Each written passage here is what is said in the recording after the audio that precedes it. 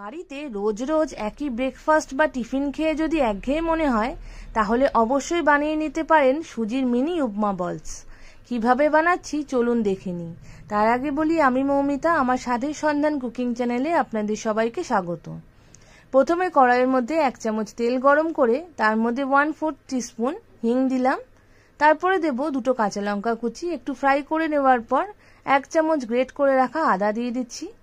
আদাটাও একটু ফ্রাই করে নেব। তারপর দেব 7-8টা মতো ড্রাই কারি পাতা। আপনারা চাইলে ফ্রেশ কারি পাতাও দিতে পারেন। সব মিশিয়ে নেওয়ার পর এর মধ্যে আমি 1.5 কাপ জল দিয়ে দিচ্ছি। জল দিয়ে দেওয়ার পর এর মধ্যে দেব 1/2 চামচ নুন আর 1/2 চামচ চিলি ফ্লেক্স। জলটা ভালো করে ফুটে উঠলে এর মধ্যে আমি সুজিটা দিয়ে দিচ্ছি। আমি এখানে 1 কাপ সুজি দিয়েছি। ঠিক যে কাপের 1 কাপ সুজি আমি এখানে দিয়েছি ঠিক সেই কাপেই কিন্তু 1.5 কাপ জল এখানে দিতে হবে। মিনিট খানিক মতো নাড়াচাড়া করলেই কিন্তু সুজিটা একদম রেডি হয়ে যাবে। জলটাও শুকনো হয়ে যাবে, সুজিটাও দেখুন একদম রেডি হয়ে গেছে। এবার সুজিটাকে একটা প্লেটের মধ্যে আমি নিয়ে নেব। যখন হালকা ঠান্ডা হালকা গরম অবস্থায় থাকবে তখন কিন্তু সুজিটা মেখে ফেলতে হবে। একেবারে ঠান্ডা হয়ে গেলে একটু শক্ত হয়ে যেতে পারে। ঠিক যেভাবে আমরা আটা মেখে নিই ঠিক সেভাবেই ঠেসে ঠেসে আটা ডোয়ের মতো করে একটা ডো বানিয়ে নিতে হবে, যেভাবে আমি মাখছি। যেহেতু হালকা গরম আছে তাই সুজিটা কিন্তু এখন একদম সফট। এইভাবে ভালো করে ঠেসে ঠেসে একটা ডো বানিয়ে নিচ্ছি। দেখুন মাখাটা কতটা নরম হয়েছে। এরপর এখান থেকে আমি ছোট ছোট বল বানিয়ে নেব। প্রথমে কিছুটা পরিমাণ হাতে নিয়ে এভাবে চেপে চেপে তারপরে গোল করে বল বানিয়ে নিচ্ছি। খুব ঝটপট বানানো হয়ে যায়, খেতে কিন্তু দারুণ টেস্টি হয় আর অবশ্যই খুবই হেলদি।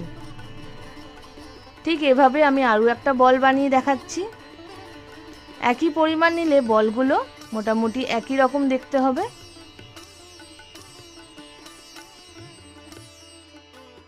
এভাবে আমি সবকটা বল সুজির বল বানিয়ে নেব।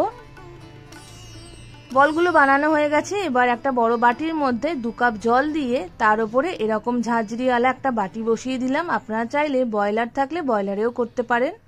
ওপর থেকে অয়েল ব্রাশ করে নিলাম যাতে বলগুলো এর মধ্যে আটকে না যায়। এরপর সুজির বলগুলো পরপর এখানে রেখে দেব। তারপরে লো টু মিডিয়াম ফ্লেমে 15 থেকে 20 মিনিটের জন্য বয়েল করতে দিয়ে দিলাম ঢাকা দিয়ে। বয়েল হয়ে গেছে। এবার কড়াইতে বড় চামচের 2 চামচ তেল দিয়ে তার মধ্যে দিলাম ছোট চামচের 1 চামচ কালো সর্ষে। সর্ষেটা যখন ফাটতে শুরু করবে তখন তার মধ্যে দেব 1 চামচ জিরে, 1.5 চামচ সাদা তিল। সবকিছু ভালো করে ফ্রাই করে নিচ্ছি। এরপরে দেব এর মধ্যে 7-8টা মতো কারি পাতা। ড্রাই কারি পাতা দিলাম, আপনারা চাইলে ফ্রেশ কারি পাতা দিতে পারেন। তারপরে দেব 2টো চেরা কাঁচা লঙ্কা। বাচ্চারা খেলে কাঁচা লঙ্কাটা অ্যাভয়েডও করতে পারেন। সবকিছু ভালো করে মিশিয়ে নিয়ে এবার বলগুলো আমি এর মধ্যে দিয়ে দিচ্ছি। খুব বেশিক্ষণ সময় লাগে না, খুব ঝটপট বানানো হয়ে যায়।